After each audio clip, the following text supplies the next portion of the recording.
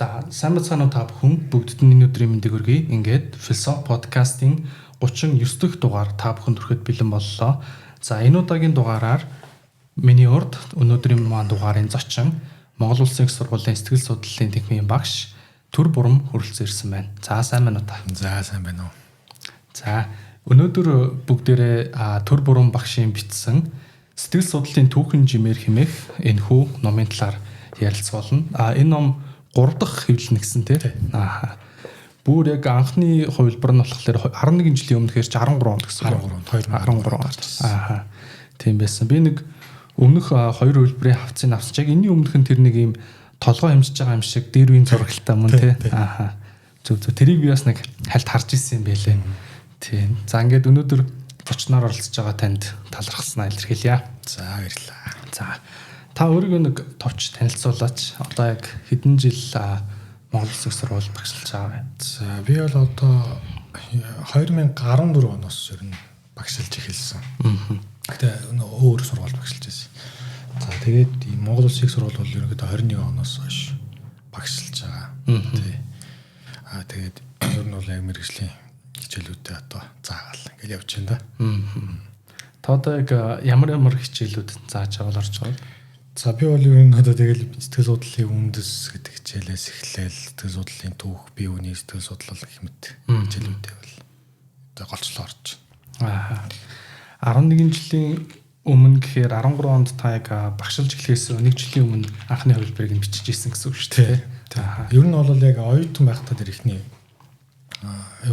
хувилбарыг бол бичиж дуусгаж ирсэн. Би бол 2013 онд одоо төгсөөд төгсөхдөө яг номоо гаргаад тэгээд төгсчихсэн. Сонирхолтой. Одоо яг яагаад анх тэр тусмаа сэтгэл судлал дотор түүхийн талаар нь та бичих болсон юм бол тэрнээс хоёлаа яриагаа эхлүүл. За ер нь бол яг ингээд сэтгэл судлалын шинжилгээ ухааныг ингээд харж байхад бол яг хүмүүс түүхийг авч үзэх юм бол янз янзаар ярьдаг л та. Тоолох юм бол одоо сэтгэл судлалын шинжилгээ ухаан бол нэг 100 гаруй жилийн өмнө 1879 онд л үүссэн шүү дээ. Тэр их мэтлэн та. Тэрний зүүн нь ерөөсөө сэтгэл судлал гэж байгаагүй хүн тэр их мэтлэн тиймэрхүү нь бол ярьдаг.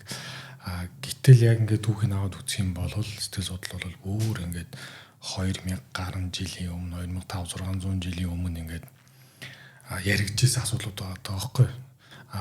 Яг ингээд ухаад үзэх юм бол философийн хүрээнд бол маш хөргөн яригдчихсэн байна. Тухайлбал энэ юу ярьжсэн гэхээр одоо ерөөсөө хүмүүсийн хамгийн ихэнд гайхсан зүйл бол баг сэтгэл судлал байгаа байхгүй тийм. Юу гэхээр бид нар яаж сэтгэгээд байгаа юм бэ? Бидний энэ сэтгэц чинь яг энэ уураг тархинаас юм уу, өөр юмнаас юм уу, бие зүрхнээс юм уу гэл та одоо өөр бодисноос үүсэлтэй юм уу одоо юу юм ингээд гайхсан байна. Тэгээ энэ ингээ явсаар бол маш олон зүйлүүдэд нөлөөлсөн. Тэ шинжилгаануудад нөлөөлсөн, философид нөлөөлсөн гэл тэ урлагт нөлөөлсөн ингээ маш олон зүйлүүд. Тэгэхээр энэ гайхсан тэр зүйл нь бол ерөнхийдөө яг сэтгэл судлалыг судлах сэтэл болж исэн болоо гэж би яг бодоод. Энийг бол ингээ уншаад үзчихсэн өөр нь ойлгомжтой тэ эрдэнэ грекийн сэтгэгч дүртэл. Одоо яг сэтгэл судлал гэж яг юу юм бэ? Хүн юу нь яаж сэтгэдэг юм бэ? Энийг яг яаж судлах хэрэгтэй юм бэ гэдэг дээр ингээд маш олон төрлийн сонин ийм асуудлуудыг гаргаж ирж тавьж ирсэн байна. Тэгэхээр энэ бол ерөөхдөө сэтгэл судлалын түүх бол маш юм том түүх юм байна. Бид нар энийг маш мэдэх хэрэгтэй юм байна. Нэрээс нь чинь ингээд цаашлаад философиос эхлээд ингээд одоо цаг хугацаа яваад ингээд унтууд зүүн зэргийн модалт үгээд ингээд Европын түүх ингээд өрнөд явж байхад үртэл сэтгэл судлалын шинжилгээ бол ингээд маш хүчтэй урттай хөгжиж ирсэн юм байна. Тэнд одоо тэнд гарч ирсэн дээр одоо сэтгэгчдийн үзэл санаа гэдэг юм бол нээлтүүд нь өнөөдөр бид нэр төртлөө нөлөөсөөр л яваад байгаа байхгүй. Тэгэхээр ийм зүйлийг эхлээд бид нэр ойлгох хэрэгтэй байна. Тэгжээж цаашаага юу гэхээр сэтгэл судлалын шинжилгааныг ер нь бүтнээр нь гэдэг юм уу яг үндэс суг суурьаар нь ойлгох тийм одоо зам маа нэгдэх юм байна гэж анх бодоод тэгээд ерөнхийдөө ингээд сэтгэл судлалын тэр түүхийн талаар ингээд судлаад ер нь эрдэмтэд юу гэж ярьж байсан ингээд юмнууд ингээд нийлүүлээд цуглуулад эхэлсэн чинь ер нь энийг юу яа ном болгоч болдгоо юм бэ гэд. Тэгээд ер нь ном бичих хамгийн анхны санаа зэтэл өсч гарч ирж байсан. Тийм байна. Тэгэхээр яг төгсөх курстэй энэ номоо нийтлээд төгсөж исэн гэсэн үг шүү дээ. Тийм ер нь төгснөөгөө дараа намран хийвлэж байсан. Тийм байна. Одоо энэ 3 дахь хувилбар нь гэж байгаа яг эхний хувилбараас 2 дахь хувилбар нь ямар ялгаатай байсан бэ? одоо энэ 11 жилийн дараах хувилбар дээр ямар өөрчлөлтүүд гэх юм уу засварууд шинжлэгдсэн зүйлс юу нь юу байгаа л. Тэгээ яг гоо эхний хувилбар бол бас тэгээд нэг анхны юм болохоор их тийм учир дутагдaltaй үнд их байсан. Яг гоо тэр үед бол яг ингээд гарах цаал бол баярлал ерөөсөө нэг гоё юм биччихлээ гэж бодлоо. Явж ирнэ сүүлд нэг хараад тахад бол тэр хүмүүсийн алдаануудаас эхлээл тэ дутуу орхигдсон зарим юм бол баг ингээ буруу барыг бичсэн ч байх юмнууд их харагдаад байсан л та тийм. Тэгээ тэрийг явж байгаа ер нь ингээд нийтэд нь хараад эднийг ингээд ер нь засахын засаад ингээд нэмэх юм байна ингээд явсаар байгаад 2019 онд 2 дахь хувилбар гаргаад тэгээд тэн дээр бол яасан гэхээр ер нь бол ингээд дизайн мизайныг гэсэн нэлээд өөрчлөө тэрэн дээр нь ажиллаад хүмүүст ер нь уншихад арай илүү тийм одоо боломжтой гэх юм уу тэр тийм амар хэлбэр болох үүднээс нь илүү их янзлах гэж хичээж тий. Тэгээд дараа нь ер нь дахиад ингээд харж байгаа ч гэсэн ер нь энэ сэтгэл судлалын түүх ч өөр бүр юм асар том юм түүх одоо юу гэдэг түүх сан учраас бас л одоо ингээд хүмүүст төлтэйг одоо орхигдуулсан юмнуудтай үзүүлэх харуулад энийг нэмж өстой юм байна гэсэн тийм санаанууд бол маш их байгаад байсан. Тэгээд тэднийг нь ер нь л энэ 3 дахь хувилбар дээр дахиад нэмээл сайжруулъя гэсэн тийм л ер нь сэтэл зорилготой л 3 дахь хувилбарыг бол гаргасан л та. Тийм байна. Та одоо яг энэ номыг бичгээд сэтгэгчдийн ч юм уу сэтгэл судлаачдын төлөөллүүдийг сонгож авч байгаа шүү дээ тийм ээ. За энэ сонгож авахдаа яг ямар шалгуурыг гэх юм уу те ямар дарааллыг баримтлсан бэ? Юу одоо жишээ нь зарим таны үлдээсэн ч юм уу хүмүүс байдгүй те одоо түүхийн явц. Энэ бол арай илүү философи талтай юм байна. Энэ бол одоо илүү те ангаах ухаан талтай хүн байсан юм байна ч юм уу. Тим тохиолдлууд юу байсан болов? Тэгээд ер нь бол байгаа тий. Яг ингээд ер нь ингээд бусад одоо гадны орнууд хэвлэгдэж байгаа энэ одоо ялангуяа англи төр хэвлэгдэж байгаа сэтгэл судлалын түүхийн одоо сурах бичгүүд байна л да. Бүр ингээд хэдэн одоо бараг 800 муудтай бүр ийм зузаан номнууд хүртэл байна.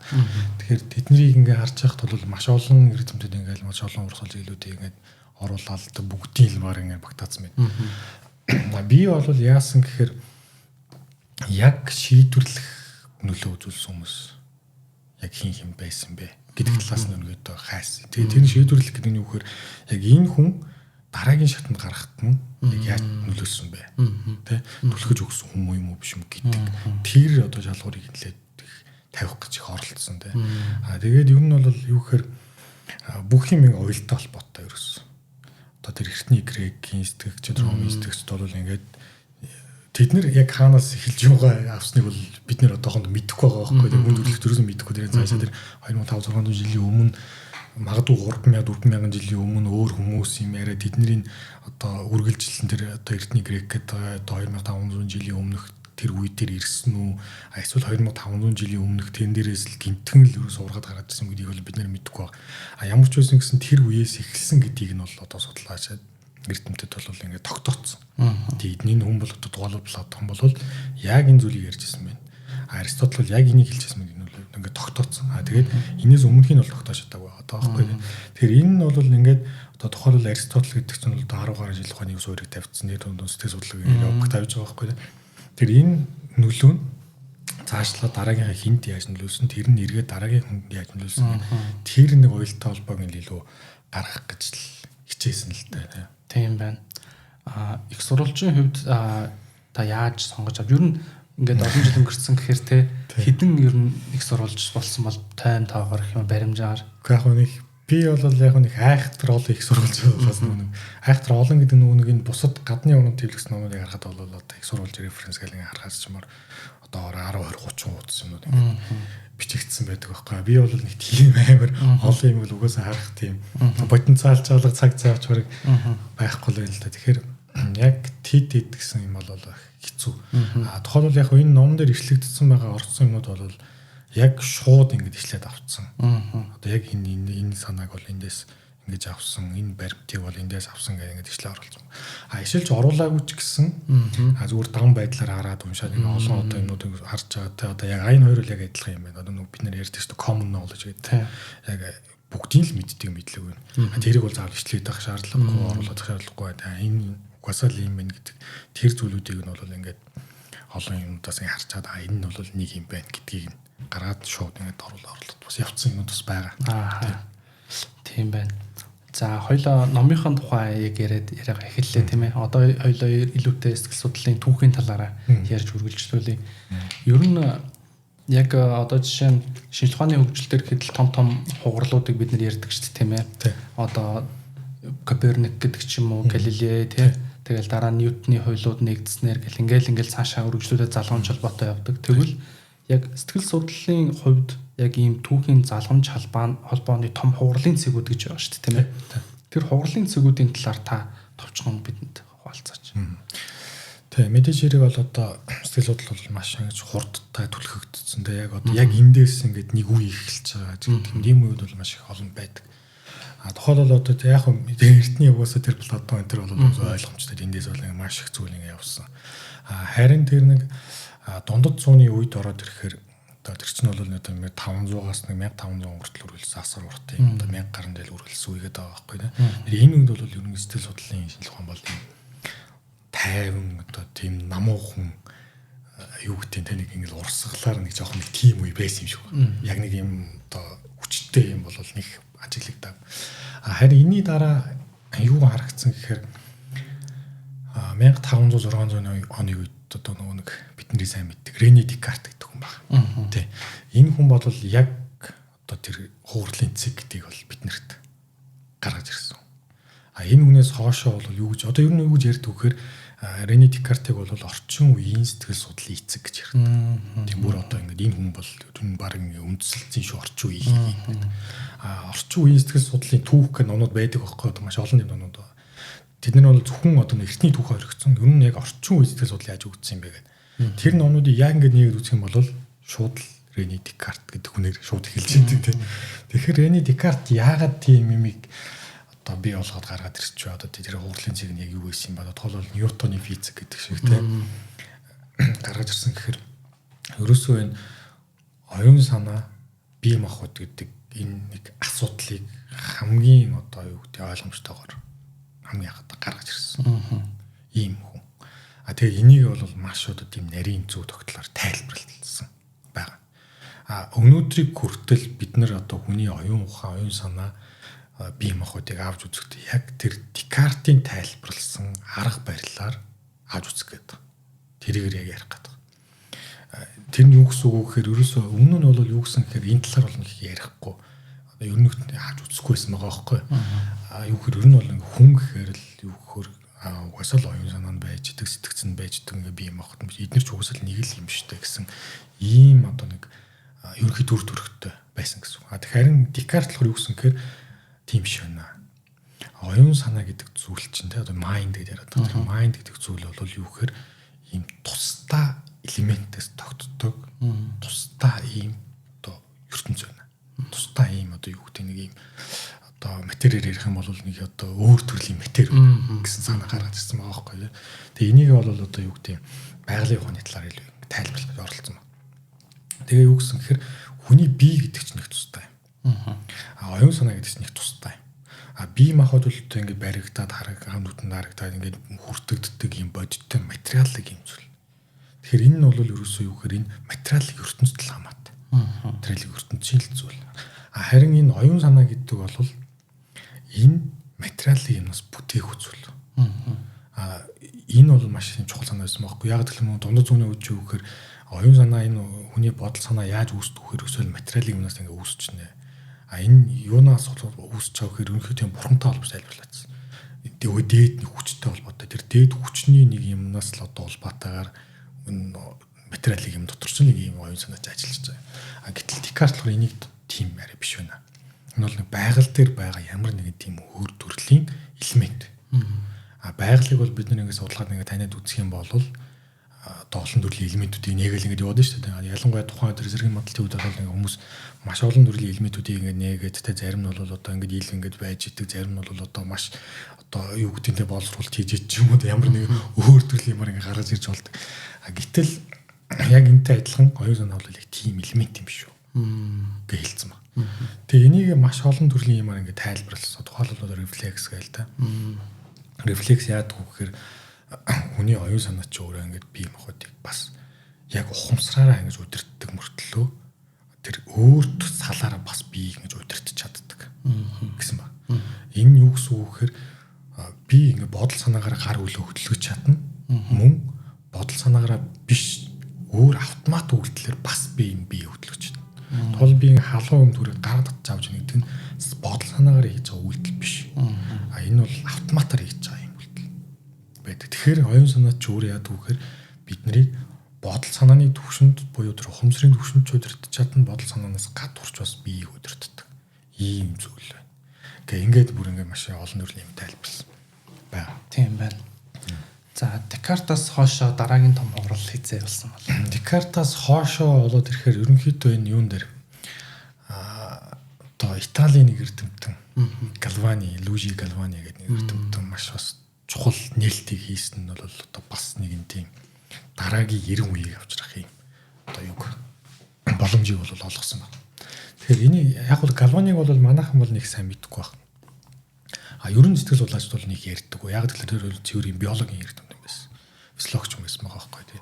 Тэгээ тэр хүн юу хийсэн гэхээр ингээд мэлхийний хөл ингээд тасалж авчаад тэрэн дээрээ ингээд цахилгаан цэнийг ингээд цохиулаад мэдрэл тэр нь цохиулахаар хөл нь тасарсан мөртлөө хөдлөөдсөн байна. Тэр энэ дээрээс юу гэсэн гэхээр бидний нөгөө нэг мэдрэл гэдэг чинь цахилгаан цэнгээр одоо дамжиж ингэж бий болж идэг, өдөгж идэг ийм зүйл юм байна гэнгээ гаргаад ирсэн. Тэр энэ яагаад сэтгэл судлал хамаад байсан гэхээр энэ маш том тийм эргэлтийн цэгийг одоо ингэ биднэрт үндэс нь болсон. Юу гэхээр өмнө нь яг энэс өмнө бол юу гэж үзсэн гэхээр би бодлоо бол ерөөсө гараа шууд хөдөлгөнө. Биэнд одоо хурууга энэ хурууга хөдлөйгээл бодонгууд энэ хуруу шууд хөдөлнө. Энд ямар ч тийм хурдаар дамжих гэдэг юм уу одоо юу гэдэг нь ямар нэгэн зүйл эндээс дамжуулаад энэ хуруунд очиод мэдээлэл очиод би энэ хурууга хөдлөж байгаа гэсэн тийм юу ч боддог байсан. Декарт хүртлийн нэг үлрээс тооцоолов. Харин яг энийг нь болохоор тэр Галвани туршилтаараа баталчихж байгаа. Өөрөлдөл юу гэсэн гэхээр энэ тархинд ямар нэгэн цэник юм уу ямар нэгэн одоо дохио өгөхөд тэр нь уурэг тархины энэ мэдрэлийн судлуудаар дамжиж явсаар байгаад миний хуруунд ирэхэд би уруугаа хөдлөгнө гэдгийг одоо нээчих. Тэр энэ цаашлаад юу гэсэн гэхээр одоо нэг дараагийн нэг биологийн физиологч эрдэмтэд чинь бүр одоо шал өөр талаас нь одоо бид нэр өөрсдөө харж эхэлж байгаа байхгүй тийм. Тэгвэл энэ тархи чинь өөрөө бас тодорхой маш том үүрийг гүйцэтгэж байгаа. Тархингээ гар үл хөдлөж байгаа юм бол бодол санаагач тархин өдөртөд байгаа юм шүү. Энэ бид нэр шал өөр юм одоо судлах хэрэгтэй юм шүү. Бид нар өмнө шал өөрөөр бодож байсан юм шүү гэдэг ийм асуудал гарч ирсэн. Яригддаг болсон. За ингээд энэ бол ерөөсөө ингээд шинжлэх ухаанд ерөөсөө юу гэхээр сэтгэл судлалч тэр одоо физиологи, биологийн шинжлэх ухаанч тэр маш олон зүйл дээр ингээд одоо эргэлтийн цэгийг авчираад тэгээд цаашлаад яасан гэхээр тэгвэл энэ мэдрэлийн судлаач чинь гүйж байгаа энэ тэр цахилгаан цэнийг юм тэгвэл хэмжиж болох юм хурдтай юм гэдэг зүйлийг хүртэл ярьж эхэлсэн байгаа байхгүй. Тэгээ ингээд яриад эхэлсэн чинь юусэн гэхээр одоо маш хурдтай ингээд дамжиж байгаа учраас тэр бол бид нар мэдрэгдэхээр байгаа. Одоо нүдэнд харагдахгүй, одоо гарт баригдахгүй. Одоо бид нар бол одоо яг харцаад хэмжихэд бол маш түүхтэй байгаа байхгүй. Тэр энийг нь эрдэмтэд бол ингээд багаж магаж ингээд хийж хагаад бүр тэр 18 дугаар зууны үед бол хэмжигдсэн байна. Тэгээ хэмжээд юу гэсэн гэхээр эн чинь өөр хурдаар дамжиж байна. Хурдтай юм. Тэгэхээр юу гэсэн үг хэрэг чи өөр бодиттой зүйл болчихсон. Хурддаггүй байсан болвол ямар ч бодиттой зүйл биш байхгүй. Тол одоо бодол санааны хурдан дэрх юм бол одоо энэ дотор миний бодол дамжих хурдан дэрх гэдэг юм одоо баг ийм ч боломжгүй зүйл болж байгаа байхгүй. Тэгэхээр энэ мэдрэлийн судлаар дамжиж байгаа энэ мэдрэл цахилгаан цэнийг нь өөрөө хурдтай дамжиж байгаа юм чинь энэ импульс байж байна. Импульс учраас энэ бид нар яах нь бодиттой байгалийн ямар нэгэн тийм шинж чанартай юм. Өөрөөр хэлбэл нөгөө нэг юм одоо даалт хүч нээж гэдэг юм уу одоо ямар нэгэн тийм гатны ийм зүйлээс үүсэлтэй биш. Бидний оюун санаа, бодол санаа бол ерөөсөө уурах тархины үйл ажиллагаа юм биш үү гэсэн.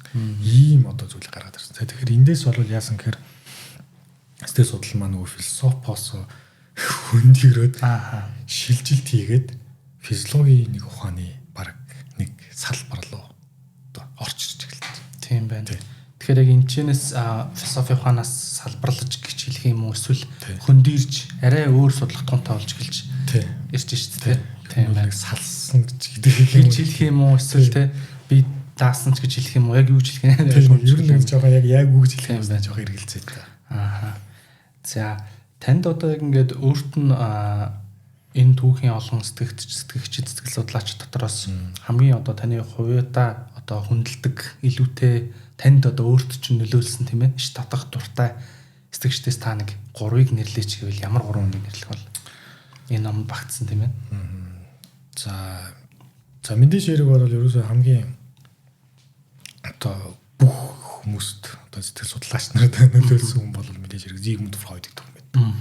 Фройдыг бол ярихаас зүгээр аргагүй ерөөсөө те бид нар одоо орчин үеийн яг одоо өмнө цаг үеийн сэтгэл судлалыг ойлгоё гэвэл Фройдыг ярихаас зүгээр аргагүй байдаг. Тийм учраас Фройдыг бол ер нь дуртайч бай дургүйч ер нь зөвшөөрөхөөс өөр аргагүй л те яг гаргасан онол нь бол магадгүй өнөөдөр ингээд янз бүрийн талаараа үүсгдэг гэдэг явж байгаа. Тэгтээ бол Фройд бол ер нь бүх одоо сэтгэгч нарт дараагийн үедээ бол маш хүчтэй юм л үзүүлсэн. Ийм үү. Одоо Фройд дээр жишээ авах юм бол нэг кинон дээр нь сүүл нэг Netflix гаргасан кино авч тэ унаасаа нэг нь.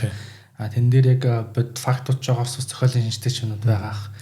Тэрэн дээр ихтэй нэг ажиглагдаад байгаа юм ингээд Фройдоос өмнө яг тухайн үед байсан сэтгэл засал гэх юм сэтгэл судлал донд илүү ийм одоо физиологийн аргуудыг хэрэгэлдэг те одоо ингээд хал уусанд баанд суулгах ч юм уу тогоор зохиулж үзэх эсвэл нөгөө хүлэх ч юм уу те нэг тиймэрхүү аргууд хэрэглээд байдаг. Тэгэхээр тэр кинон дээрээс Фройдоос хоошоо ер нь тийм хандлага арай халагдаж ирсэн ч юм шиг мэдрэмж яарсан. Тэр ер нь хэр бодтой вэ? Тийм ер нь бол тийм. Өнөөдөр сэтгцийн эмгэг судлалч тэр Фройдыг маш их бас иршилж ярьдаг л да. Яагаад тэгэхээр нөгөө өмнө нь бол ингээд бүр эртнээсээ те сэтгцийн эмгэг өвчтөй болно гэдэг бол ингээд биед нь янз бүрийн муу сүнс чөтгөр ороод энэ хүн юм болчлоо л гэж үздэг байсан. Тэрнээс бол яг ингээд дотор сэтгцийн ямар нэгэн юм үйл ажиллагааны доголдол байна гэж ерөөсөй бодохгүй байсан. Яг л өөрөө сэтгэц гэдэг зүйл, оюун санаа гэдэг зүйлийг хүмүүс ерөөсөй яг боддоо тайлбарлаж чадахгүйсэн байгаа юм л та. За харин Фройд бол ерөөсөй энэ бол тийм биеийн ч юм уу, тийм гадны чөтгөр шулмын асуудал биш ээ. Энэ бол цэвэр сэтгцийн одоо хүчин зүйл шалтгаал бий болж. Яг тэгэхээр бидний сэтгэц хэвээ ажиллаж чадахгүй болоод ирэхээр л ийм одоо гацсан зан үйлдвэрх байдалтай болж идэг те ингээ хүн бусдаа нийцгээ болж идэг, нийгмийн амьдрал болж чадхаа болж идэг. Тийм учраас энийг нь бол өөр аргаар хэмжлэх хэрэгтэй гэсэн энэ зүйлийг бол хамгийн их гаргаад ирснээр бол одоо маш олон юм салбарт бол эерэг чухал нөлөөг авчирч байгаа байхгүй юу. Тийм байна. Хоёр дахь сэтгчээр та энэ нь хоёр дахь нь гэвэл одоо би Карл Юнгийг нэрлэж хэлмээр байгаа. Юнг бол юу гэхээр бас л их тийм олон төрлийн одоо чухал сэдвүүдийг гаргаж ирж ярьсан. Тэр нь бол ингээд ер нь бол тийм дам бус байдлаар ингээд биднэрт маш их ингээд нөлөөсөн байдаг. Тэ. Тэгэхээр энэ юу гэхээр одоо юу гэдэг нөгөө бүр хинийч тайлбарлаж чадахгүй байсан зүйлийг ер нь энэ талаас нь ингэж тайлбарлаж болох юм шүү гэдэг ийм одоо хандлагыг бол маш их ингэж шилхонд оруулж ирсэн байгаа юм л та. Манер бол ерөөхдөө өөрөө тийм тухайн үеийнч тэр яг орчин үеийнч тэр шилхооны арга барил гэдгээс нэг жоох юм гачууд гэх юм уу тийм одоо нэг юм өөр арга барилыг ашиглаж ирсэн. Тэр нь бол яг ингээд шууд одоо бусад сэтгцэнд нөлөөлөө өгчихсэн дам байдлаар гэх юм уу ингээд шууд бусаар маш их нөлөө үзүүлсэн байдаг. Бид нар энийг нь бол ингээд сайн олж харах юм болвол тийм нөлөөг нь бол их сайн харах боломжтой. Тухайлбал ерөнхийдөө юу гэсэн гэхээр яг дараагийн үе одоо тэр хүмүүлийн онолдож гарч ирж байгаа орчин үеийн тэр таны мэдгүй онолдож гарч ирж байгаа когнитив ухаанч гарч ирж байгаа маш их тийм одоо зүйлүүдийг юнгийн тэр элементүүдээс биш авсан байдаг байхгүй. Тэгээд тухайлх юм бол одоо хамгийн их ярьдаг зүйл нь бол одоо юу гэсэн маа одоо individuation гэдэг нэг юм ярьдаг байсан. Тэр нь бол юу гэхээр одоо орчуулах юм бол бодгаалжих гэсэн санаа одоо тийм бүтэн болох гэсэн санаа. Тэгэхээр тэрийг бол яг сүүл тэр хүмүүлийн бол бас маш их тэгж там байдлаар хэрэгжилж ярьж ирсэн шүү дээ. Юу гэхээр өөрийгөө дотоод хүчийг нээгтэй өөрийгөө бүхэл бүтэн цогцоолох гэл.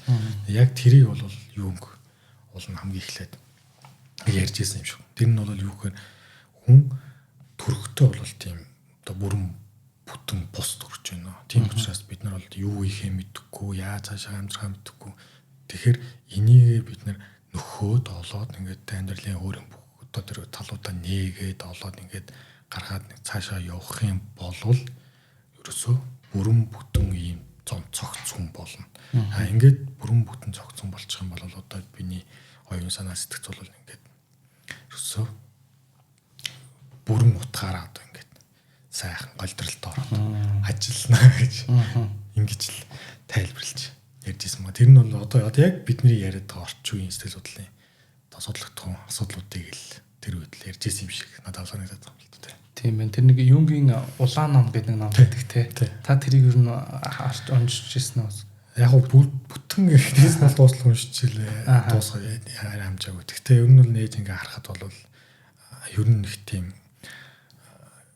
яг өөрийнхөө өмнө нь бичижсэн зүйлүүд дотроос илүү гүнзгий юмнуудыг бичээд юм нэлүүлдэг. Яг өөрөө бол ингээд тэр улаан ном гэж ингэж бичээгүй сүүлд бол хүн эдрийг юм хитгээд одоо гар бичмэлжлүүдээс нэг гэж цуглуулж гаргаж ирсэн юм лээ л. Тийм юм уу те.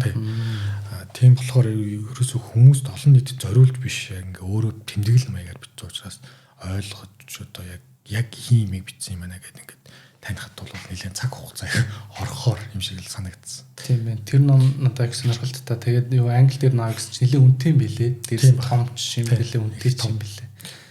Тийм байна.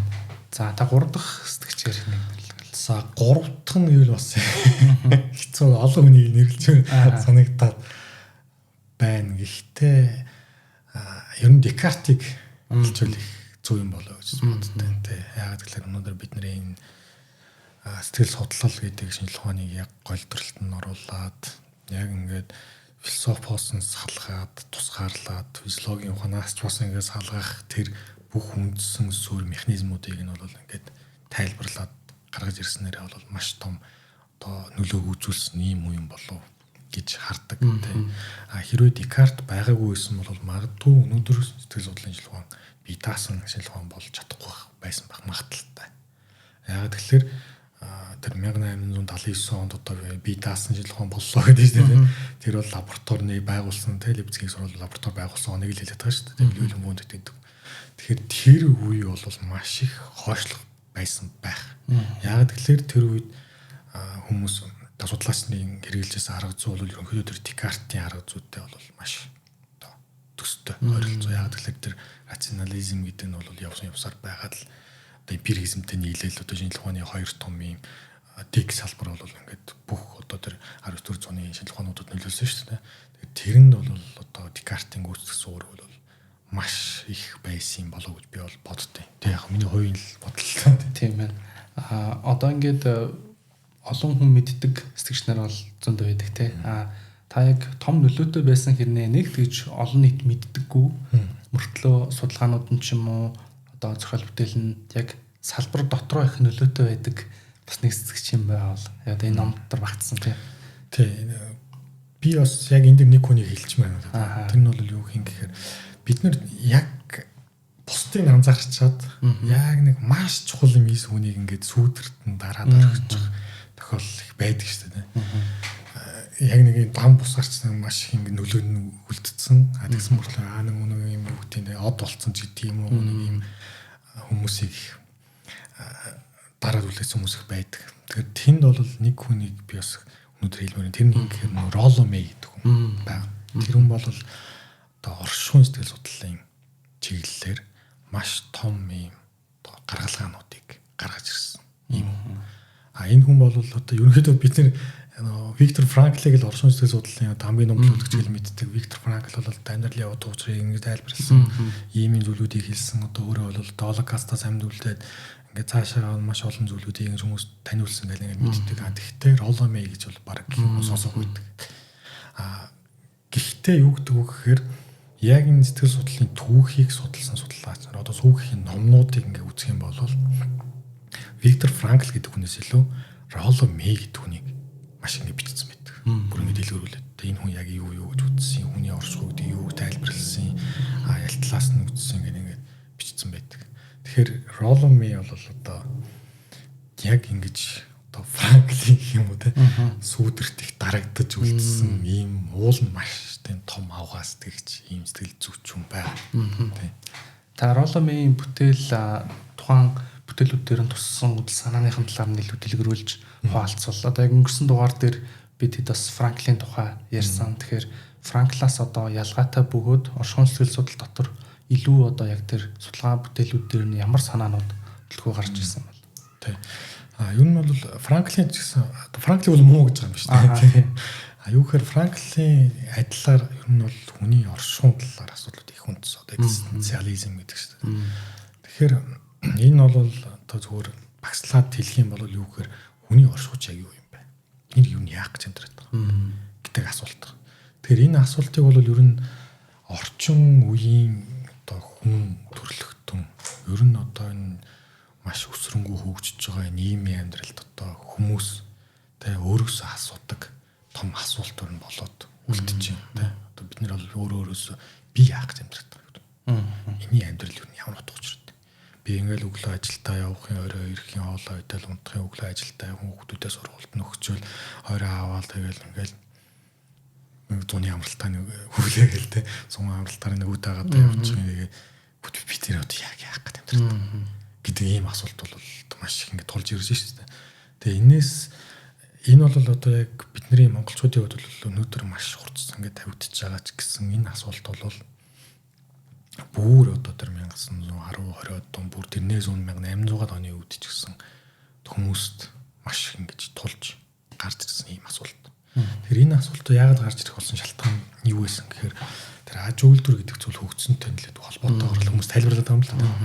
Юу гэхээр аж үйлдвэрлэл хөгжөөд эхлэхээр хүмүүс бол ингээд одоо цаг нар руу ажиллаж эхэлсэн. Одоо үйлдвэрт очиод ажиллаад одоо Ford-ийн үйлдвэр бол одоо машиныг одоо эдэн зуугаар өдөрт нэг үйлдвэрлээл та сосоо цайг хүмүүс ингээд ажиллаад тэгэл ингээд тэнд чинь нөгөө хөдөлмөрийн бүтээмжгээл одоо хүмүүсийг яаж ажилуулах уу, эдэн цагаар ажилуулах уу, хэний нам руу ах уу, хэнийг ажилуулах уу гэх маш олон асуудал ингээд гарч ирсэн юм л. Тэгээ энэ зүйл дотроос юу харагдсан гэхээр хүмүүс тэнд ингээд удаан ажиллаад эхлэхээр ийм оршихуудаа эргэлзэгч гэдэг юм уу асуух тийм байдал гарч ирсэн. Өмнө нь бол их тийм асуудал бол ажиглагдахгүй байсан юм шиг одоо мэдгүй нэг тухайд нөт үзег болохоор. Тэгэхээр яг энэ үеэс юу гэсэн гэхээр аж үйлдвэр хөгжөөд ингээд эхлэхээр нөгөө улс орнуудын нөгөө хөгжил нь бүр ингээд хурдтай салж эхэлсэн байна. Тэ. Тухайлбал одоо нөгөө нэг Испани, Португал ингээд одоо орнууд чинь ингээд айхтар колони байгуулаад ингээд явж исэн чинь заавал тэгж хоол очиж колон байгуулаад ингээл хүн амтан алж чадаад ингээд баялагийг очиж цуглуулах хэрэг байхгүй болоод ирлээ. Юу гэхээр зүгээр л би жижигхэн газартаа улс байлаа гэтэл тэндээ том үйлдвэр байлаа л ингээл үйлдвэрлэлээ хөгжүүлээд эхлэх юм бол би хүчрэг боловсруулж байгаа. За яг энэний жишгээр бол яасан гэх нэг Герман улс чинь нөгөө том дайнууд өгч эхэлж байна. Үйлдвэрчээд маш их одоо хүчрэгчээд тэгээ ингээд дайн гараад эхлэхээр бас л орших асуудал эргэж эхэлсэн. Бид нар ч түр ийм сонир хүмүүс юм шүү. Муухай юм шүү бид нар ч. Би нэг одоо хитэн саяар нь алж чадаал юу ч болоогүй те жирийн зүгээр л явж исэн хүнийг л одоо очил буудаа алцдаг. Бид нар ч юу ийм сонир таашаа юм хүмүүс юм бэ гэдэг. Ийм асуудал гарч ирсэн. За ингэнгүүт нөгөө оршихуйн философичд чинь маш том аргумент гаргаж ирсэн байна. Бид нар тэгвэл яах гэж амьдарч байгаа. Бурхан гэдэг чинь байгаа. Нөгөө Ницшегийн хэлсэн өгөөд шүү дээ. Бурхан хөгцсөн. Яагаад тэгэхээр дэлхийн ертөнцийн юм замраг болцсон байсан бол зохицуулах байсан ингээд. Тэгээ ингээд явандаа нөгөө Франклин философи Франклин үйл санаагаар бол тэг хүмүүс бид нар бол тэг уулын сайхан хүмүүсээ тэг зүгээр л яахаа мэдэхгүй болчихж байна. Нийгмийн амьдрал ийм аж үйлдвэрчээд ингээд завгүй болоод хүмүүс ингээд өөр зүйл анхаарал ингээд ихсэн учраас бид нар утга учираасаа жоохон хүнд ирсэн. Тэгэхээр энийг л олж авах хэрэгтэй гэдэг санаа гарч ирсэн. За тэгэнгүүт энэний дараа Роломе юу гэсэн гэхээр одоо энэ бүх хэлсэнсээ л одоо оршихуйн философичны үзэл санааг ингээд судалж үзээд өөрөө ингээд уншаад хараад тэгэнгүүтээ бид нар бол ерөөсөө яг амьдралын утга учираа олон төр гэдэг бол бас арай нэг юм тустай ойлголт байна. Тэ. Бидний орших гэдэг чинь бас нэг юм утга учир гэдэгс бас нэг арай ангид тийм тустай зүйл юм байна гэдэг ийм санаа гаргаж ирсэн. Тэгэнгүүтээ юу гэсэн гэхээр бид нар хүн ерөөсөө эрхчлөөтэй байхдаа л айдас төгшүүр давтдаг. чөлөөтэй сонголтуудыг хийгээд ирэхээр бид нар ийм тавгүй байдалд орж эхэлдэг юм байна. Энэ нь бол ерөөсөө оршихуун түгшүүр гэдэг. Оршихуун түгшүүр буюу одоо ерөөс зайлшгүй түгшүүр. Өөрөөр хэлбэл одоо би юу гэдэг те нэг сонголт хийх болоход та асуудал гарч ирлээ те өөр дагавар нь юу би мэдэхгүй те. Тухайлбал одоо би энэ ажилд орох уу энэ ажилд орох уу гэдэг ингээд сонголт хийх болоход түгшж эхэлдэг. Яг тэгэхээр энд орвол би магадгүй те тэнд байсан илүү юмыг алдчих магадгүй. Энд орох юм бол тэнд ч бас өөр илүү юм байсан байж болно. Энд ороод би дээшлэхгүй улам гурвдчих болно. Би мэдэхгүй тэр ирээдүйд юу болохыг би мэдэхгүй. Тэгэхээр эндээс эхлээд яад хөрхөн оршихуун түвшүүрд орж эхэлдэг. Өнөөдөр би юу хийх вэ гэхэд бодоод эхлэхээр л те би яг энэ ажлыг төрүүлж хийх үү энийг төрүүлж хийх үү гэдэг эхлэнгүүтэлтэй зүгээр би нэг жоохон ингээд ийм түгшүүр таагүй байдалд орж эхэлж байгаа байхгүй. Тэр энийг гаргаж ирсэн. Энийг гаргаж ирээд юу гэсэн хэрэг энэ бол зайлшгүй. Энэ бол ерөөсөө бид нар энтэй л нүүр тулах хэрэгтэй. Франкл болохоор юу гэсэн хэрэг амьдралын утга учирыг бид нартай зовлон шаналл энэ бүхэн чинь өгчдөг юм аа. Тэгээ бид нэг зүгээр байж хатаа ч гэсэн амьдралын утга учирыг олж болно. Зовлон дундаас ч гэсэн хамаагүй олчж болно. Тэгэл олчгол юм бол ерөөсөө миний бүх энэ хүч нөөц боломжийн бүхэн бол өөрөө ундраад гараад ирнэ. Би ингэж ярьж байна. Харин Ролломей болохоор юу гэсэн хэрэг бас яг ийм одоо механизм байна гэдэг нь бол эргэлзээтэй. Юу гэхээр бид нар тэр оршихуун айдас гэдэг зүйлийг нэгдүгээр даван туулах хэрэгтэй гэсэн байна. Даван туулахын тулд яах вэ гэхээр бид нарт ийм courage буюу эер зориг, зүрх зориг хэрэгтэй гэж. Тэгэд courage to create гэдэг ном бичсод бүтээх эер зориг гэх юм уу тийм ном бүр байдаг. Тэгээд энэ дээр бол юу гэсэн хэрэг бид нар ийм одоо зоригтойгоор ямар нэгэн зүйлийг бүтээх тэр ирмэлцлээ олж авчилж чадах юм бол энэ оршихуун мөн чанараа бол ойлгож таньж мэднэ гэсэн байна. Тэгээд юу гэсэн хэрэг дараагийн нэг асуудал нь бид нар тэгвэл энэ одоо түгшүүр айцаа давж чадахгүй л яах вэ гэсэн байна. Тэр энэ нь бол яг одоо бидний өнөөдрийн нийгмийн амьдрал түгээмэл байгаа тэр нэг юм их л тайлбарласан юм шиг байна. Миний ойлгож байгаа. Тэр нь юу гэсэн хэрэг бид нар хэрвээ тэрийг давж чадахгүй бол невротик түгшүүр гэдэг юмд орно. Невротик түгшүүр гэдэг. Невротик түгшүүрд орвол яах вэ гэхээр миний амьдрал үгс тэр чигээр утгагүй санагдаж эхэлнэ.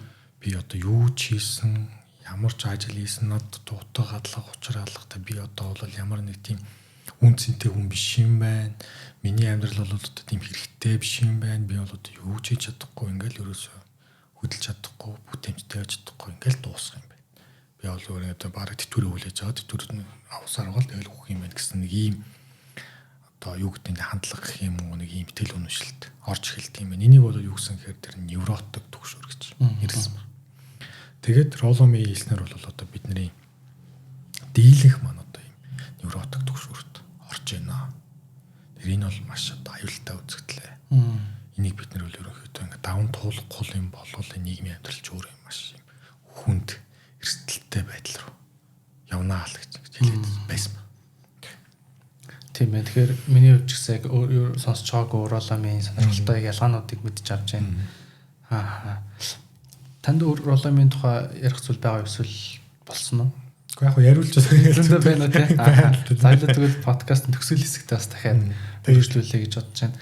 За одоо ингээд над нэг юм сонь санагдаад яг ийм сэтгэгчнэр би хүмүүсээс гадна одоо юм багаж хэрэгсэл гэх юм уу те одоо сэтгэл судлаач нарын түүхэндээ ашиглаж ийсэн те одоо зарим нэг ийм багажууд ер нь юу байсан бол цаа нэг ингэ сонирхолтой санаж магадгүй гэж зүгээр яг үнцэнд жоохон гажаад яриад яг хөө багажнуудыг бол тийм зохиож хэрэглэсэн хүмүүс бас бий. Тийм тухайлбал одоо хин Фехнер гэдэг хүн байна. Маш олон тийм сэтгэц физикийн асуудлуудыг гаргаж ирж байсан хүний хүртгүүг хэмжих тийм багажнуудыг бас их зохиох тал дээр бол нэлээд юм хийж исэн хүн байна. Бол одоо хүний хариу үйлдэлийн урдыг хэмжихтэй хүртэл ингэ ашиглаж исэн багажнууд хүртэл байгаа. Тэр галванометр гэдэг бас нэг багажийг зохиож исэн байна. Тэр нь бол юу гэхээр одоо мэдрэлийн одоо тэр түрүү ярьсан нөгөө импульсийн хурдыг хэмждэг одоо тэргээр импульс гүйж гэнэ үгүй юу мэдрэлийн цэнийг явж гэнэ үгүй юу гэдгийг хэмждэг нэг тийм багаж зохиож ирсэн. Хамгийн одоо өөр ашигтай багаж зохиосон хүн гэх юм бол одоо Америкийн сэтгэл судлаач Берс Скиннер гэдэг хүн байна. Тийм. Скиннер бол одоо маш олон төрлийн багажийг зохион бүтээсэн. хамгийн алдартай дээр Skinner-ийн бокс гэдэг. Skinner-ийн хайрц гэж. Тэрэн дээрээ бол яасан гэхээр одоо юу яадаг. Тагтаа хулгам хэмжлэн юм одоо харах марк гэсэн заа харах марк амьдтыг сургадаг нэг юм жижиг хайрц гэсэн ба. Тэр хайрц нь бол яадаг вэхээр дотроо юм битүүмчтэй дуу ерөөсөө ордгоо битүүмчтэй. Тэгтээ ийм агаар салгаар одоо зэлгээд агааржуултын шийдтсэн. Тэгээд дотроо юм товчлууруудтай хоол гардаг эсвэл ингээд ярьдаг спикертэй тийм юг цогон бүтээж хийжсэн ба. Тэгээд тэрэндээ бол одоо өөрийнхөө хамгийн гол туршилтуудыг хийгээд одоо орчин үеийн одоо сэтгэл судлалын маш том онолыг ингэж бичсэн юм байдаг. За дээрээс нь Skinner тэр бас нэг сони юм ярихад тагтаануудыг ашиглаж байгаа тийм одоо пуужин чиглүүлэгч хийжсэн гэж. За. Тэр нь яадаг вэхээр одоо ийм шилэн ийм одоо уртл нэм шилэн ийм пуужин хийгээд тэр шилэн эрсэх дээр ингээд тагтаагаас суулгачдаг. Тэгээд тагтаа нь яадаг вэхээр дайсны байн дээр ингээд тогшдог. За. Тэнгүүд яадаг вэхээр тэр лүү нь яг тогсож байгаа чиглэл рүү пуужин гэж явдаг. Чиглэж явдаг. Тэгээд нөгөө Америкийн одоо тэр юутай айрамтайлыг хамтарч ажиллаж байхдаа зохиосон байгаа юм. Тэгээд тэрийг яг вэхээр пуужингийн хариуцлага маш өндөр болно гэж. Тэгээд ер нь бол одоо камакази маягийн имиж олжлагч маягийн тийм юм хийжсэн. Гэхдээ яг дэрийг нь бол хэрэгжүүлээг байгаа. Ер нь бол яг нэг туршилт маягаар явсан. Маш амжилттай болж ирсэн. Тэгээд яагаад хэрэгжүүлээгүй гэхээр магадгүй нэг амтны эрх мэрэгч гэдэг юм уу одоо тиймэрхүү асуудал их байсан юм шүү. Одоо ёс зүйн асуудал гэдэг юм уу та. Тийм. Тэгээд аханууд бол тэгэл тэр чигтээ байхгүй баяртайлах нь шүү дээ. Одоо тэгэл пуужинтай галтай юм ажилласан. Тийм гэсэн ойлголттой байна. Яг нэг Skinner-ийн яг зарим туршилт гэдэг юм уу иймэрхүү санаа нэг жоохон хүмүүнлэг бус юмд их байх гэдэг тийм шиг байна тий. Гол шүүмжлэлүүд нь яг humanistic талаасаа шүүмжлүүлээл надаас ингэ санагдаад байдаг. Одоо энэ улс төр нийгмийн үдэл сурталын шилжилтүүд байна шүү дээ тийм ээ. Энэ яг сэтгэл судлалын хөгжилд бас ямархуу өөрчлөлтүүд нөлөөнүүд авчирч ив. Тэгээд одоо юу гэдгийг за монголоор ярих юм бол те социализмын үед яг сэтгэл судлаачийн гүйцэтгэх үүрэгч юм уу те тэгмэд одоо бол арай өөр болсон гэдэгтэй адилхан ер нь яг энэ улс төрийн ийм измүүдийн шилжилтүүд хувьсгалууд яг сэтгэл судлалын түүхэнд ямархуу нөлөөнүүд үзүүлж ирсэн бол тий ер нь тий маш гоё асуулт байна. Маш их нөлөөг бол ингэ үзүүлж ирсэн. Энэ бол сэтгэл судлалын хөгжилт бол энэ түүхэн хөгжилт бол нийгмийн урсгалж одоо амьдралын хөгжил өөрчлөлтүүд бол ерөөсөө бараг л ингэ чиглүүлэгч болох магадлал бол маш их байсан. Тухайлбал тэр одоо хоёр дэлхийн 1 2 дугаар дайн бол маш их том нөлөө үзүүлсэн. Энэ дээр бол яасан гэхээр зарим талаараа бол тэр одоо оршихуун сэтгэл судлал хөгжих тий одоо хүмүүлийн сэтгэл судлал хөгжих маш том суурийг тавьж өгсөн. Яг тэгэхээр бид нар ингэж болохгүй байна. Хүмүүс ер нь яагаад ингэж тэр еврей байсны онцлог яагаад алгад? Гэж адилхан хүн шүү дээ. Тэгэхээр тийм юм чинь еврей хүмүүсийг адилхан хүн гэж үзэх юм чинь тэгвэл бусад тэр хаар байна уу, шар байна уу, Аз үнэ бүгдийг адилхан үзэх хэрэгтэй. Ингээ ингээд эхлэхээр нөгөө хүмүүлийн онцлогт яарахгүй шүү дээ. Бүх хүмүүс адилхан, бүх хүмүүс цорын ганц юм чинь бид нар ингэж үзэх ёстой гэсэн ийм зүйлийг бол сэтгэл судлал маш хүчтэй оруулж ирсэн. Тэгээ энэ ч гэсэн цаашаа одоо өнөөдрийн сэтгэл судлалын зүйцэл баримтлал уус сэтгэл заслын тэр арга хэлбэрүүд маш хүчтэй нөлөөлсөн байдаг. За дээрээс нь юу гэхээр энэ социализмын үе гэж бид нэр ярьдаг те одоо энэ зөвлөлт бол улсын одоо ноёлж ирсэн энэ үед бас энэ сэтгэл судлалын хөгжил тэр ертөнцид бас их өөр гэсэн байна. Маш тийм өөрөөр явж ирсэн. Барууны ертөнцид нэг өөрөөр явж ирсэн. Өнөөдөр барууны ертөнцид бол одоо тэр зөвлөлт бол улсын үе юм бол нэг ярьж бичихгүй шүү дээ. Яг л тэр чинь нэг ингээд бараг нэг дайсан шахуу байсан учраас те эднэр бол буруул гэдэг тэрийгээрээ л одоо өнгөрөн шүү дээ. Гэхдээ бас зөвлөлт бодос үед амжилттай болтойнууд байсан. Гэхдээ ер нь бас их тийм бурууч юмуд их байсан баг. Тэр нь одоо яг би нэг яриад авахад тэр нь одоо Монголын өнөөгийн нийгэм соёл одоо бидний үзэл хандлагад ингээд үлдсэн учраас энийг ярихаас аргагүй байгаа байхгүй тий. Тухайлбал юун дээр илэрдэг вэхээр тухайн үеийн тэр зөвлөлт бодос улсын үеийн сэтгэгч нар бол ерөнхийдөө тэр Иван Павлов гэдэг хүний онол дээр суурил сэтгэл судлалыг хөгжүүлэх гэж хичээсэн байна. Тэр нь ямар онол байсан гэхээр одоо нөгөө тэрнээс салбарлаад уулан дээр зан үеийн пюризм гэдэг онол чинь Америкт ингээ хөгжлөө шүү дээ. Тэд нар бол ингээ бас нэг өөр тийш ингээ хөгжиж. Гэтэл тэр зөвлөлт бодис үед яасан гэхээр ер нь хүнийг ингээд сургахтаа яг л нохоо шиг сурах чи. Тэ Паулын нохоо шиг сурах гэдэг энэ үндсэн санаа нь ингээд яваад л байсан. Тэгэхээр яах вэ гэхээр хүүхдийг бол яах вэ гэхээр гаднаас нь ингээд хүмүүжүүлэх гэдэг. Тэгээ энэ хүүхдийг бол одоо гэрэл асааж хагаад яах вэ ерөөсөө энэ хүүхд гэрэл асгал энийг хийдэг болно гэдэг нэг ийм суур нь яваадсан. Тэгэл ерөөсөө яадаг вэ гэхээр тухайн үеийн одоо сургалтын арга техник ч гэсэн ялгаагүй та. Хүүхдийг яг ингээд самбар дээр бичсэн юм ягштал хийлүүлэл ах юм бол энэ хүүхд бол ерөөсөө тэрийг л ягштал буцаагаар хариулдаг ийм болно гэсэн. Тэгэхээр өнөөдөр хүртэл бид нэр яг энэ аргыг л хэрэглэх гээд байгаа байхгүй тийм. Хүүхдтэй одоо чи ингээд суугаал энийг хийл гэдэг тийм. Тэр нь яг ямар учиртай, тэр нь ямар хэрэгтэй гэдгийг ойлгохоос илүү зүгээр л нэг механикаар ингээд хийлүүлэх гэсэн ийм юм бас явж ирсэн. Тэгэхээр энэ одоо өнөөдөр бид нар бас тэнээс салж чадахгүй л ингээд тийм байна. Нийгмийн одоо нийт хүмүүсийн хүрээнд ингээд түгээмэл ингээл байгаад л байна л да. Бид нар ч гэлтгүй ер нь дэлхийн нийтийн жишээ бол яг энэс бас нэг бас хүндэрсэн юм бас харагдахгүй байгаа. Яг ингээл хүндэр салах гал ингээл яваад байгаа байхгүй. Тийм байна. Нөө яруу нарч галсан сухгүй шүлгэнд нөө Павлын нохоо шиг болцсон энэ амьдрал гэдэг шиг тийм. Яг нөгөө одоо тэр школ нь одоо бидний хүүхдэд загнадаг эсвэл одоо самбарын юм хуулуулж бичдэг эсвэл шийтгдэг тийм. Самбарын урд зогсоогоол одоо яадаг чинь ер нь тэрний суур онолнол тэр Павло гэдэг нь сэтгэл судлалын онол байгаа шүү дээ. Тийм байна. Одоо юу гэдгийг яг ингээ барууны бол Оросынх ингэж чагаад те дорны гэдэг юм уу одоо Япон, Хятад ер нь дорны сэтгэл судлалын төлөөллүүд ер нь ямар хуу төлөөлөл байдаг бол тэр талаар мэдээлэл хомс байдаг шүү дээ. Ер нь бол яг энэ яг ийм шүү аа бид нар энэ хаац хүмүүсийн нэг сэтгэлийн онцлог юм шүү. Тийм тэр нь юу гэхээр энэ одоо юу гэдэг Орос ч гэдэг юм уу энэ одоо барууны орнуудтай Америк, Европын орнууд бол яадаг вэ гэхээр хувь индивидуал дээр их төвлөрдөг.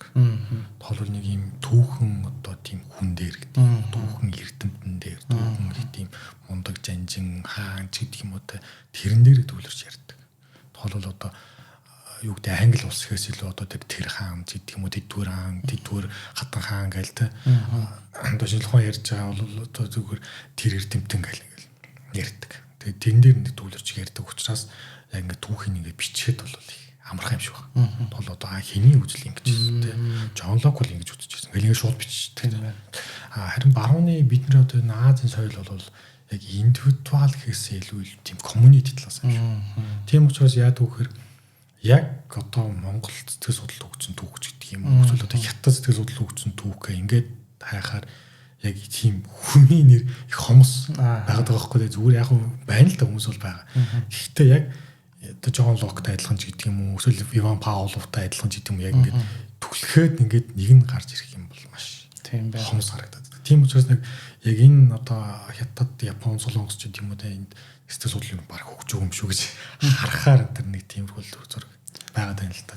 Тийм байна. Одоо философитер ч гэсэн ялгаагүй би ингээд зөндөө болон философийн түүхийн номнууд харахаар ерөөсөө ингээд баг 100 хүний 95 барууныхан тэг дорноосоо ишэлдэг нэг хэдхэн үнтэй тэг күнз тэг нэг лауз за одоо тэгээд яг буддын жоох юм оруулна гэл Японоос 1-2 орж ирүүл ирнэ гэд ингээд болчих гоо тэг энэ нэг юм сонин гэх юм уу юу гэх юм тэгэхээр яг тэр community коллектив үзэл саналгатай холбоотой яг тэр нэг ном бол магадгүй авторгүй бүр байцдаг ч тийм эсвэл тэр үеийн ном гээл явцдаг ч юм уу байх гэдэг шүү дээ.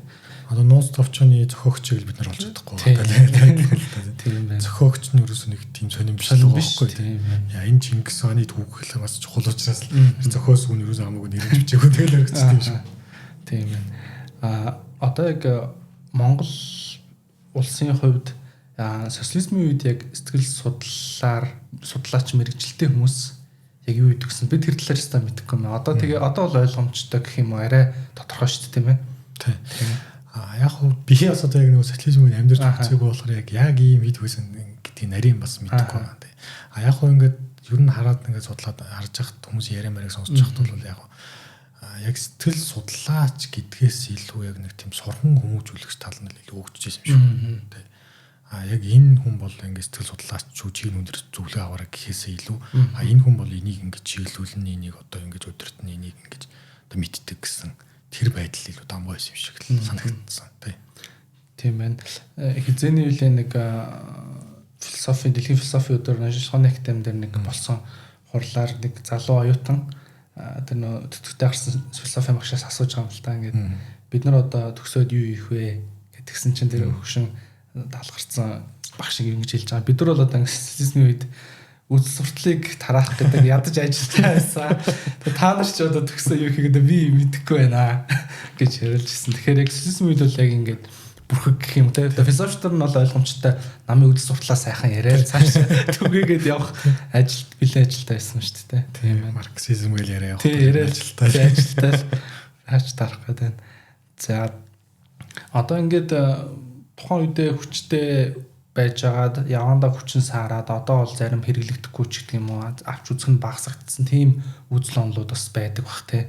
Тий. Тийм жишээнүүд танд юу байдаг бол? Гэхдээ яг одоо сэтгэл судлалын онолууд бол маш олон онолууд ингээл гарч ирж байсан. Дотроо ч гэсэн ингээл залбарлал маш олон онолууд гарч ирж байсан.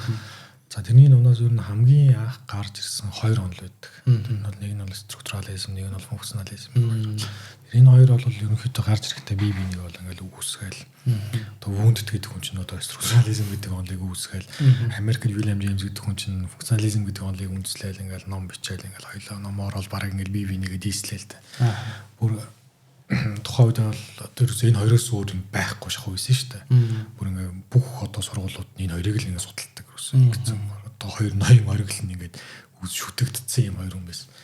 Би нэг номыг уншаад тухайлбал одоо Вүндт Джеймсийн номыг уншаад гэж хэлсэн гэж байгаа. Энэ бол одоо маш сайхан уран зохиол байна.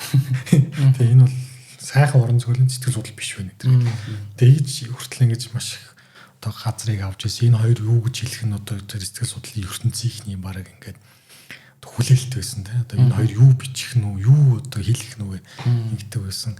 Харамсалтай нь энэ хоёр бол ингээд одоо цаг хугацааны ирэхээр те дараагийн шинэ онолууд гарч ирээ. Тухайлбал одоо Австрт юу гараад ирж байгаа. Психоанализ гараад ирж байгаа. Америкт бол одоо тэр психоризм гараад ирж байгаа. Тэгээд энэ хоёрын одоо сүүдэр дарагдаад тэгээд цаашаа судалгаа хийх ямар ч тийм одоо орчин нөхцөл юу гэдэг нь тэр бүхэн ингээ хумигдаад бүх орон зайг нь өөр хүмүүс эзлээд ингээд алга болсон. Ийм нэг хоёр тохиолдол байна. Уул нь бол хоёр одоо ноён өргөл байж байгаа л тэгээд мөхсөн байна л та тийм. Ойлголоо. Төрөний Роломи рүүгээ хоёлоо буцаад орох юм бол надад одоо ингэж санагдчихээн л та. Төрөний хэлсэн яг ингээд хүмүүс утга учиргүй хоосрол гэх юм уу те тийм төлөв байдалд ороод тэгээ тэрийг философи талаас нь бол бас нихилизм гээл те одоо утга учиргүй тухай үзэлтэй болол ингээд яваад байгаа. Тэгэнгүүт энийг бол Франкл бол хүн утга учираа өөрөө бүтээчнээ олчноо гаргаад ирчүүл араас нь л асуудал ямар ч байсан шийдэгдчихнэ. Тэрэнд бол нэг санс ямар ч утга учираа олох тухай яриад байгаа шүү дээ. Роломи дээр болохоор энэ процессыг арай өөрөөр тавьж үзээд байгаа тийм. Энэ талаар та нэг задлаад яг Франклаас ингээд асуухаар одоо ном дээр нь ч байдаг л та хүмүүс ингээд одоо бүр өөрө бичсэн мэт нэг залуу хүү гэж байгаа бүр тийм young одоо баг boy гэж бичиж байгаа байхгүй. Надаас одоо амьдралын утга учир гэдэг хэлээд өгчөө гэх нэгэ шавдуулаад байсан. Тэгээд хариуд нь бол би бол тэр чинь бол ингээд шууд хэлждэг юм биш гэдэг ингээд тайлбарлаж авч байгаа байхгүй. Тэр яг эндээс хүн болгонд яг тийм асуудал үүсэт. Одоо Франкл авч үзэх юм бол тэгвэл яаж би амьдралын утга учир болох юм? Хэрхэн яаж болох? Өөрөөр хэлбэл одоо би амьдралаа утга учиртай болгохын тулд хаанаас эхлэх ёстой юм? Юу хийх ёстой юм? Яг одоо би өөрийн байгаа нөхцөл байдлыг яаж авч үзэх вэ? Би магадгүй өнөөдөр би маш хүнд хэцүү байдалд орсон байл яах. Тэгвэл тэн дотроос би одоо утга учиртай байга болохгүй л яах гэдэг нэг юм зүйл гарч. Тэгэхэд яг энд бол Франклийн тэр үзэл санаа бол яг дөрвтэй юм өгдөггүй гэж одоо зарим судлаач нар хэлээд байгаа байхгүй да. Яг ингээд зоригтой юм өгч чадахгүй байна. Харин Роломи болохоор яг энэ гарцуудыг нэг хэлээд өгснөөр их онцлогтой байна. Тухайлбал юу гэсэн гэхээр одоо бид нар орчин үеийн нийгэмд бол энэ оршихуун айдас бол мэдээж авах. Цаашлаа тэр невротик айдас төгшөөрд гэдэгт бол ерөөсөө шууд ороход бэлэн. Бараг хэрмэгтэй нэг зогсож байгаа. Тэгээ энэ шиг унчих юм бол бид нар яг үгээр одоо амьдрал нь маш хэцүү санагдал гарах гарцгүй та өнөөдөр би 5 жилийн дараа ч өөрийгөө төсөлж чадахгүй яах вэ? Өсөлт хөгжил байхгүй ч гэдэг юм уу те одоо би магадгүй би ерөөсөө амиа хорломоор байл яах. Амиа хорлох гэдэг би юм ирмэг тэрэгцэн байл. Өнөөдөр бол одоо маш их тийм бодиттой кейс байгаа шүү дээ. Маш их хүмүүс амиа орлож байна. Ялангуяа Монголд бол бүр маш их болоо ингээд нэмэгдэж байна. Тэгэхээр энэ юутай холбоотой роломын хэлснээр бол энэ невротик төгшүүд юм. Гарцгүй болсон төгшөө. Би юу гэх юм бэ? Тэгэхээр энэс яаж гарах вэ гэхээр ерөөсөө гарцсан хиний роломын хэлснээр бол хайр, хүсэл, тэмүүлэл хоёр гэж. The love, feel хоёр гэж байна. Тэгэхээр энэ яагаад одоо маш энгийн юм шиг мөртлөө энэ хоёр юм чухал юм бэ гэхээр бид нар хайр гэхээр одоо маш энгийн ойлгоод байна шүү дээ. Хүсэл тэмүүлэлээр би одоо тийм одоо ажилтаа боломж гэдэг юм уу, тийм одоо амжилтанд гарах нэг тийм хүсэл байна, мөрөөдөл тэмүүлэл байна. Энэ бол ингээд миний хүсэл тэмүүлэл юм аа гэдэг. Ямархан юм шүү. Одоо хайр гэхэл би одоо хайртай хүнтэй их нэртэй нөхөртэй ч гэдэг юм уу, аав ээжтэй найз нөхдөд. Энэ нэг тийм хэцүү байгаа ингээд асууж магадгүй гэж. Харин роломи юу гэж хэлсэн гэхээр үгүй бид нар ингээд энийг гаднах хэлбэрийг хараад ингэж хэлээд байгаа юм. Гаднах хэлбэрийг харахаар энэ ч өөрөө маш амархан харагдав. Ялангуяа хэлбэр дээр хайр гэхээр бид нар юуг хардаг вэхээр зүгээр л секс гэж хардаг. Зүгээр л одоо тийм гоё ганхан хүнийг би олоод тэрэндээ дурлаад нэг тэрэн тамд байхыг би хайр гэж ойлгодог. Тэгээ тэр хүнийх нөгөө нэг дурлсан тэр юмнууд байхгүй болж бараг л тэр хүн тайраг болчих. Маягийн юм бол одоо бидний энэ дунд нэг дүгэмл байгаа шүү дээ. Хүсэл тэмүүлэл гэдгийг бол бас хүмүүс юу гэж ойлгож байгаа нэхэр зүгээр л эрх мэдэл мөнгө гэдэг юм уу зүгээр л нэг юм хэрэглүүр маягаар хараад байна гэж ингэж үтсэн баг. Тэгэхээр энийг бид нэг ингэж харах зөвхөн одоо яг бүр өөрийнх нь бичсэн тэр номнууд дээр бол энэ талаар маш тодорхой тайлбарлаж өгсөн баг. Над энэ тухай сонсон ч нөгөө хоёр зүйл санаанд орж байна.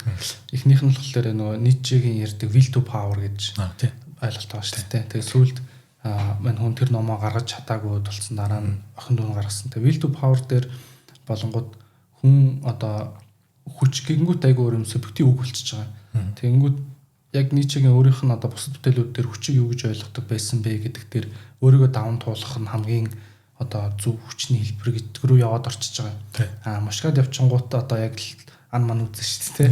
Тэгээ хин илүүгээ үзэх тухай ойлголт рүү. Тэгэхээр тэр нэг юм ерөөсөө амьдрал бол тэр чигтээ энэ хүчин тэмүүлэх хүсэл нь тухайн хоёр хүний хин одоо их баг байгаагаас амьдрал тэмүүлэхээр нөхцөл гэсэн үгтэй бэлтүүлээв гэж ойлголт гараад. Би сүүлд нэг Андрю Хюберман гэдэг нэг нейросайентист байсан баха.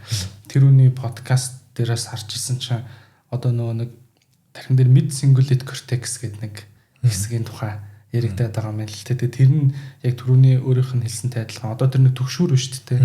Төгшүүр гэдэг чинь хүн айж ин гэсэн үг. Тэр юм дургу байх гэсэн үг шүү дээ. Ерөнхийдөө тэгэнгүүт дургу юм хүн ингээ өдөрт хийгээд байхлаэр тэр нь ингээ хөгждөг. Тэгээ тэр нь ингээ том байхлаэр дагаад эрүүл байх одоо урт удаан хугацаанд ийм одоо эерэг хандлага Фройдийн хоороолоо либидо гэдэг ч юм уу нэг тийм тал нь өдөөгддөг тухай. Тэгээд нэг дургу юм ямар ч байсан өдөрт нэг хийх ч юм уу те. Тэгээд тэр нь ингээ аюу жижиг юм нас юм шиг байл л да. Одоо ингээд өглөө болгон 5 цагт босоод байна шүү дээ те. Эхний нэг 10 өдөр хэцүү. Тэгээ 11-ээс нь амархан болчвол тэр нь хөгжгөө болчихж байгаа гэж байгаа байхгүй. Тэгэхээр ингээд одоо жимд ч юм уу ингээл амар том булчинтай тэргээ кайф авч хийдэг хүмүүсийнх бол хөгжихгүй гэдэг байгаа байхгүй. Ингээд хэцүү байх гэдэг нь хамгийн том шалгуур нь гэдэг. Тэрнтэй бас айгуу төстэйсэн. Тэр яг төгшүүр дургу байх та тэрийг түрүүн зориг гэж ирсэн шүү дээ. Зориг гаргаад алхах цаашаа. Тэгэхээр яг наа санаа чинь роломи яг хэлээд байгаа шүү. Тийм байна.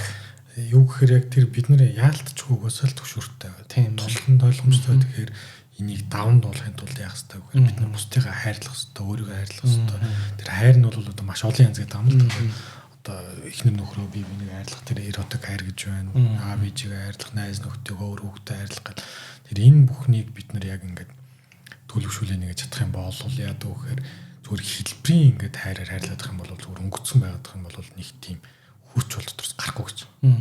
Зүгээр л ингээд одоо юу гэдэг нь эхнэр ээж мөн нөхрөө зүгээр чи гоё шүү, сайхан шүү гэдэг ингээд тэр талаас нь хараадах юм бол ерөнхийдөө нэг тийм дотор хүч бол байхгүй.